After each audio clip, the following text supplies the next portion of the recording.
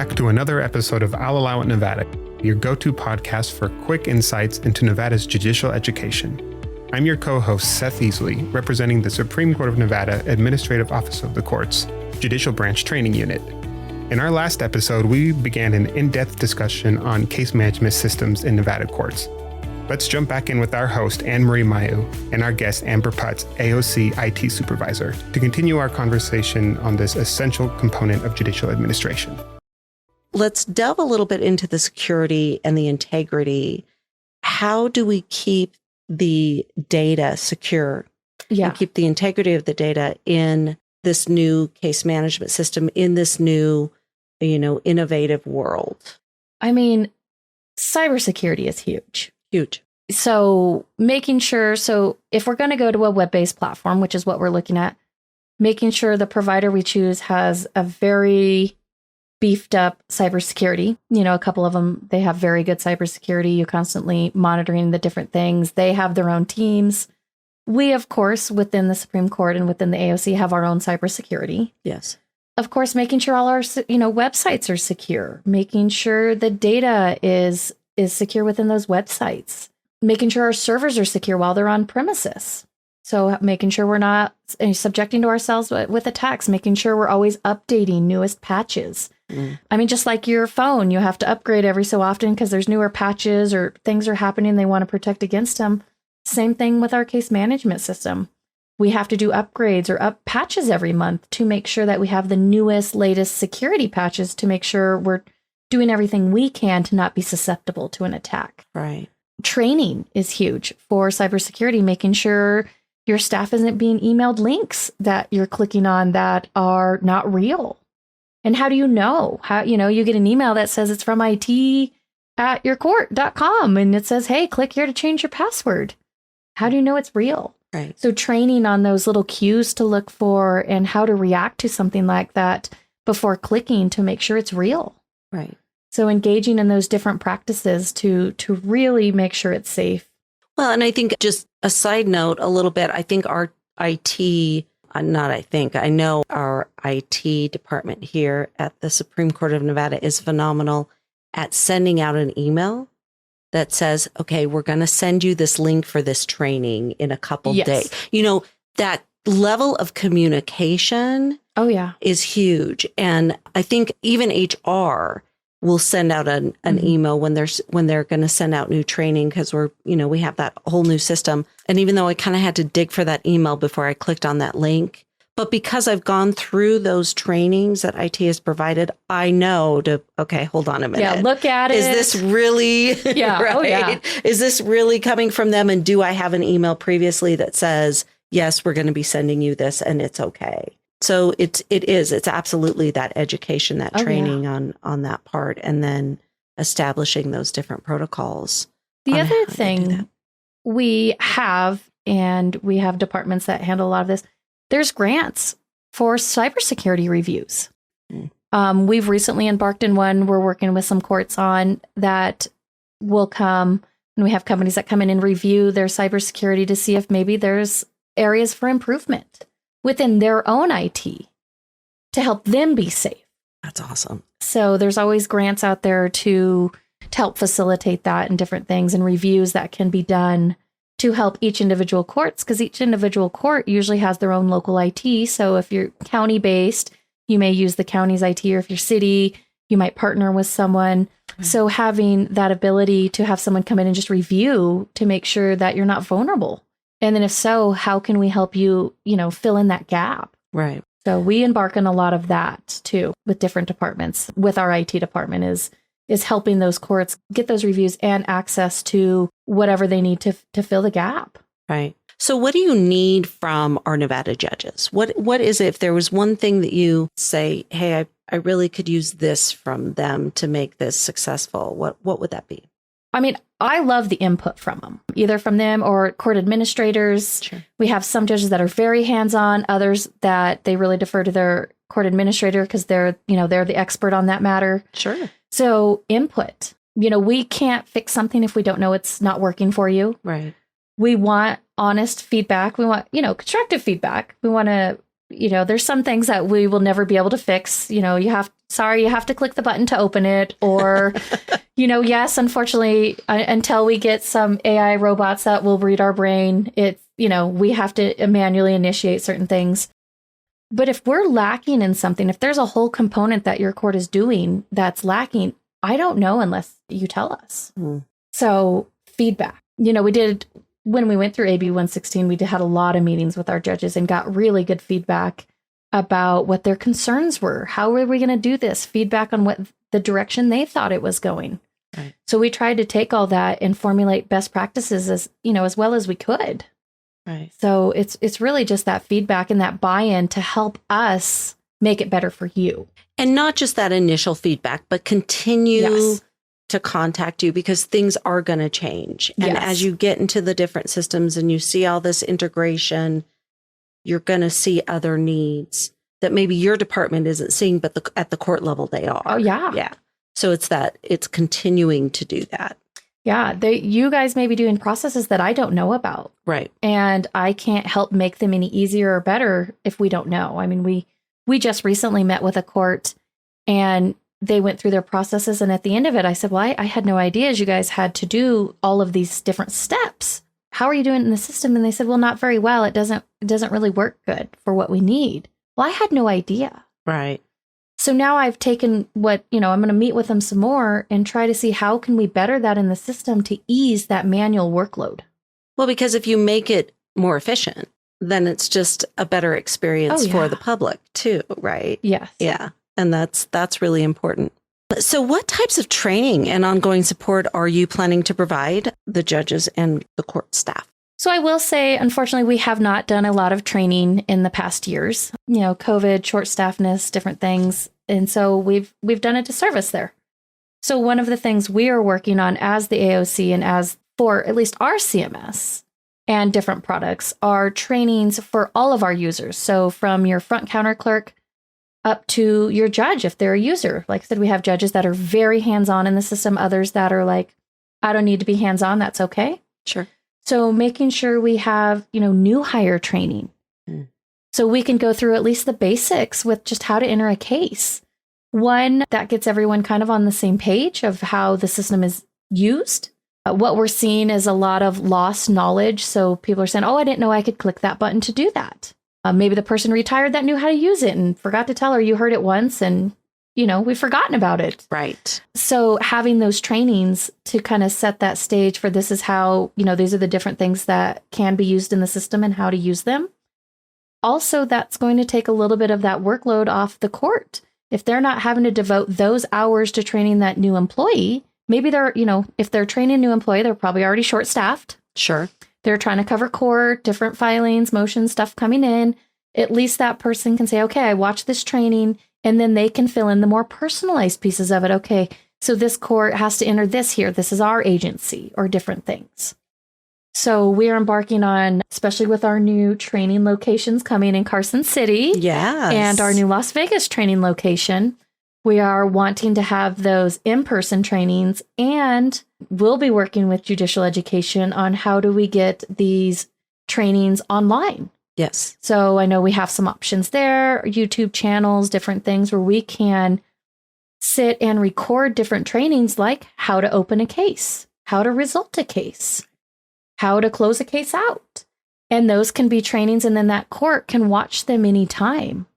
So if you get a new hire between, right after the last new hire training, you still have those resources, and then also hosting a live virtual training.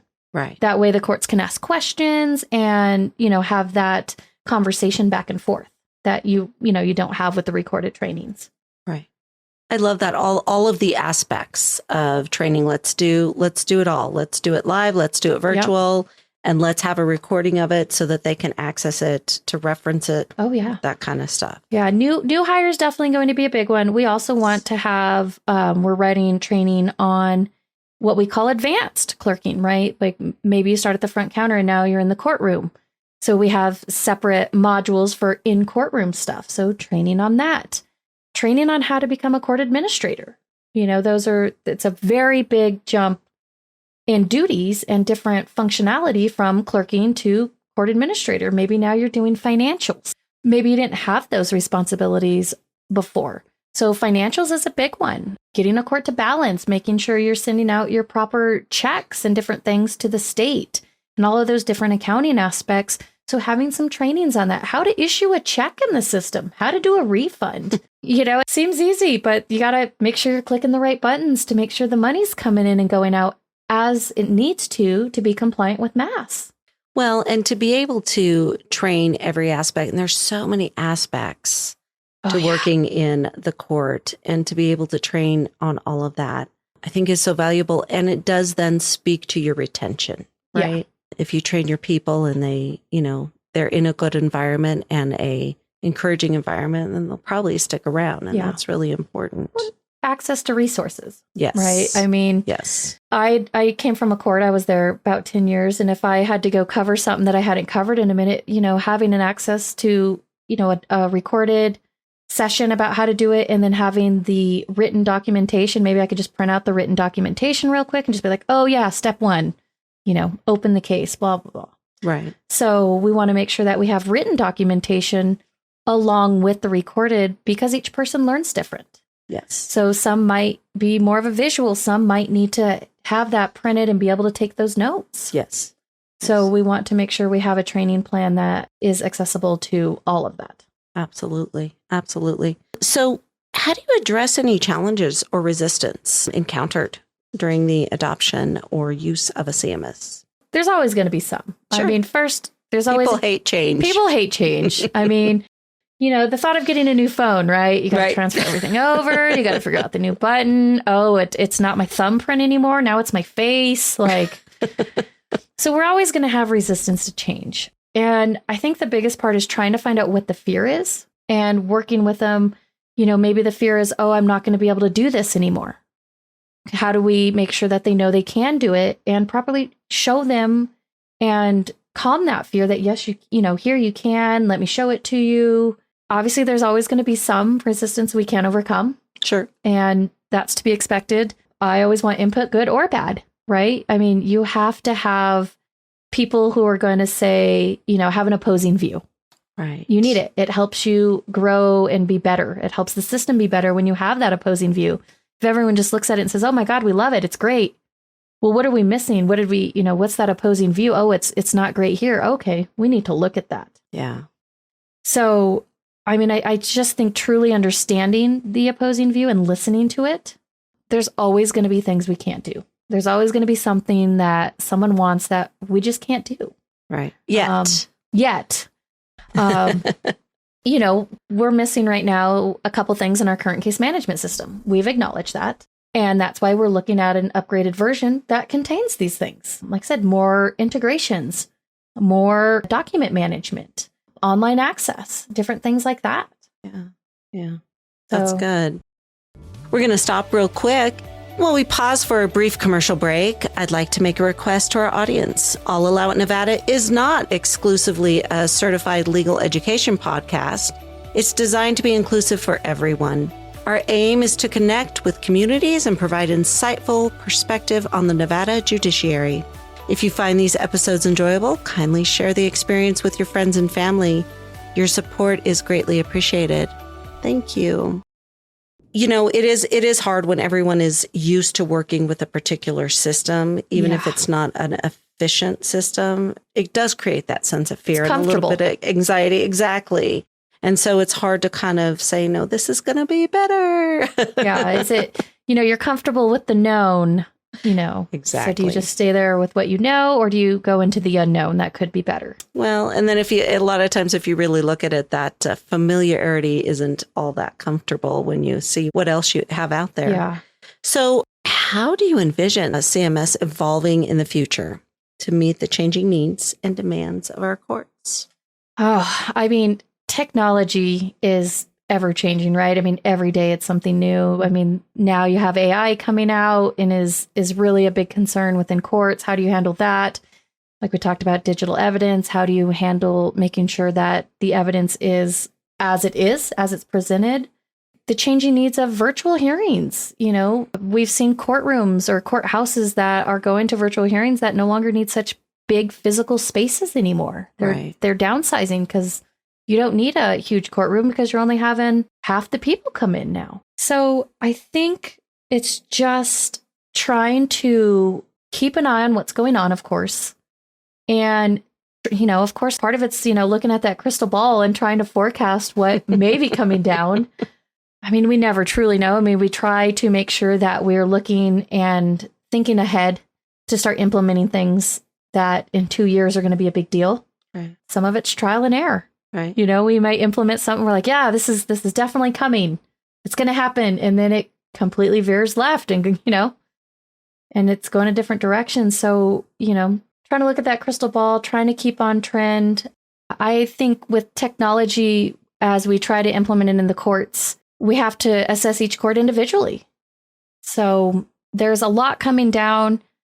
I think going to a new system is the right move for us. It will open us up to the availability to do a lot more. Okay. But also just because it's available and that's what's maybe happening in the world doesn't necessarily mean it has its place yet in our court system. Well, and I think that's true, or in all of our court system being, the ununified court system that we are. And there's certainly value in that because every single community is different. Yeah. Very Oh, different, yeah. And they need to be able to meet the needs of that particular community. Oh, yeah. But I think that's very true. It doesn't always fit. It doesn't. No. So besides the new CMS system, is there other technology that your department's working on that you can share with us? Yes. Yeah. So what is it? We have a lot. So the new CMS is probably the biggest one for us right now, for me at least. We are working on a data repository, like I said, to collect data statewide. That will include later on dashboards for the courts. It may also include stats such as, if we're trying to look into maybe we need to expand our interpreter program. Our interpreters could see how many cases had one last year in the language. Oh, that'd be great. Maybe guardianship needs to know how many guardianship cases were open amongst the state, different things like that. Yeah. Child placements, stats. Okay. So the data repository, I think, is going to be huge. And having that data all in one place to be able to really look at the state overall.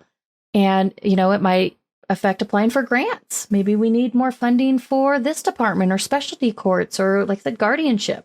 Right. So being able to look at those numbers. So data repository is in process. That's awesome. So that's exciting. We are also working on, the Supreme Court AOC are working on offering a jury management system statewide. A few years back, domestic violence trials are afforded the right to a jury trial. Yep. Well, a lot of our courts, they didn't have the ability to summons a jury. We have courts out there doing hand summons and putting everyone's name in the bingo ball machine. Right. So how do we get that automated for them? So we're working on a jury management system. We went to RFP for that. And so now we're reviewing, and I believe we're entering contract with a company. We had a review process and all of that. Digital evidence is going to be one of the next ones that we'll offer statewide. Awesome. They're working on a guardianship portal.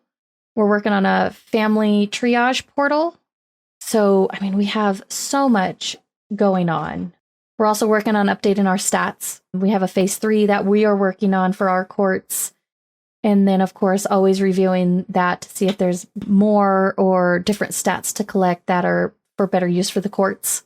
Nice. So we have a lot. A lot going on. Yeah, new payment vendors. We really do. The other big one we have that's in process right now, we have a vendor chosen and we're actually working with courts, is our e-filing program. Okay. So if I'm a person or an attorney and I need to file a small claims or a civil action against, someone who lives in the next town over, it used to be I had to, drive to the town where the jurisdiction is. So maybe, I traveled somewhere to do a transaction and for whatever reason, I need to initiate some kind of claim.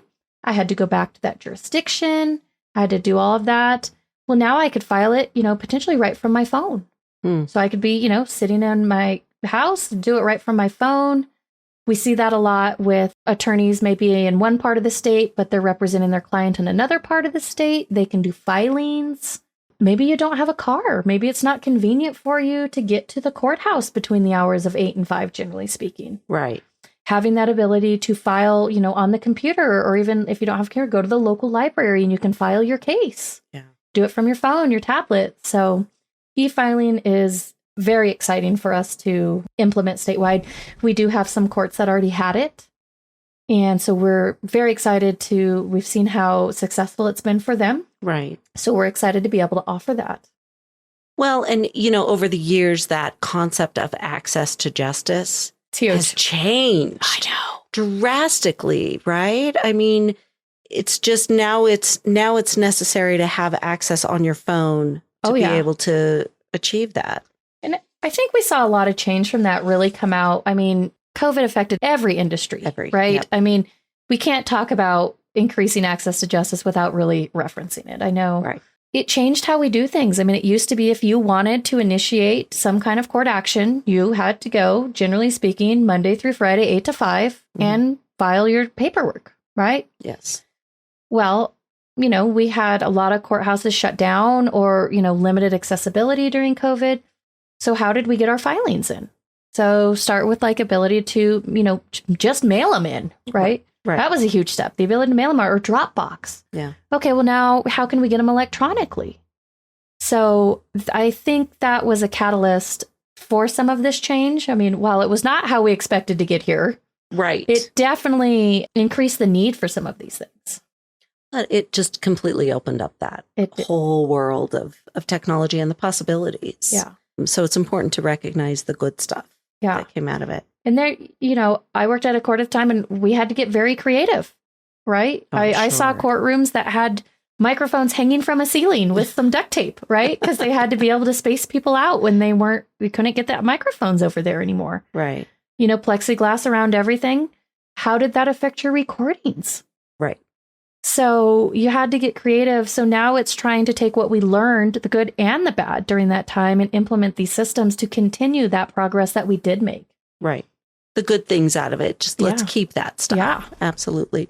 So we just have a few more questions and then we're going to close this out. But this has been a great conversation. So Amber, based on your experience, what are some best practices for implementing and maintaining a successful CMS? Well, I think truly communicating with the courts. Again, it comes back to we can't fix it if we don't know, but also trying to make sure there's that fine line between making sure we have a sustainable system that's reporting everything we need to each individual department and even back to the court, and also making sure that each court has that individuality that they need to do their business. Mm-hmm. So it really I think it's communication and training. I think communication is increasing. Now we need to really implement the training aspect of it. Right. And so, like I said, if you don't ever learn to click this button, you may be missing out. You think, oh, this system doesn't have what I need, or I can't do this piece of it. And, we don't know that you think it's missing. So I truly think those two are going to be key to us moving forward into the new system and making sure it's working for each individual court. I agree. I think those are the essential ingredients into the success of it. So as we kind of come to a close here, do you have any final thoughts or recommendations for Nevada judges or court staff when it is concerned with a CMS system? Just to reach out. So we have an entire trial court service desk that handles all of our incoming calls and emails. They're our first line of defense. They're the ones answering most of your calls, emails, and we do send them out on site to meet with courts to try to learn each court and have an understanding of each court's different struggles and just different processes.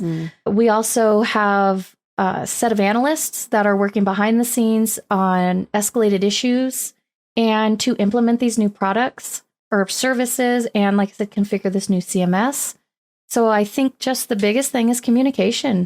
I try to talk to each of our courts about once a month. Sometimes it's more, sometimes it's less, depending on needs.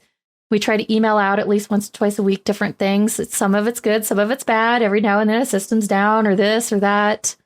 But just try to make sure we're staying in communication and understanding the needs of the courts. Right. Okay. So I will say we are excited for the different things coming up. I hope the courts are sharing in the excitement. I mean, this week and last week we've had demos for the new CMS. Feedback's been pretty good. To me, it's very exciting. That is exciting. Yeah. That's great. And then we have a very robust staff now that are starting to prepare trainings. So we've had previous court employees that are CourtView users and some that are not, that have different outlooks on it. Right. And really trying to marry all those together so we can offer you the best products and configuration. That's awesome. That's awesome. Well, we really appreciate you being here today and all of your knowledge. Thank you. A big thank you to our guest, Amber, and as well as to everyone who's been listening. Before we wrap up, here are a couple of important reminders. For continuing legal education credit, be sure to complete a certificate of attendance and email it to jepodcast@nvcourts.nv.gov. If you have any questions, topic suggestions, or comments, we welcome your input. Please email them to jepodcast@nvcourts.nv.gov. We value and look forward to hearing from our listeners. Stay tuned for more episodes of I'll Allow It Nevada, released every first and third Friday of the month. This is Seth Easley signing off. Take care, Nevada.